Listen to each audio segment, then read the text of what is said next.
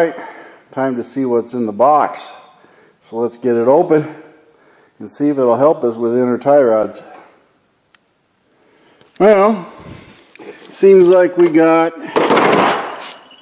an OEM Tools Master Inner Tie Rod Tool Set, 27/178.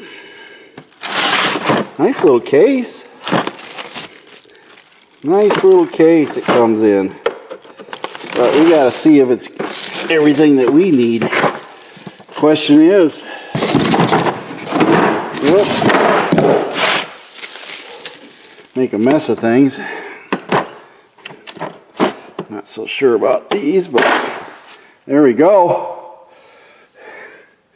Looks like it has the instructions there, how to use it, and then it has all the sizes. And these, of course, are all the different rings that we're going to put on it. And they slide in here. Ratchet goes on that end.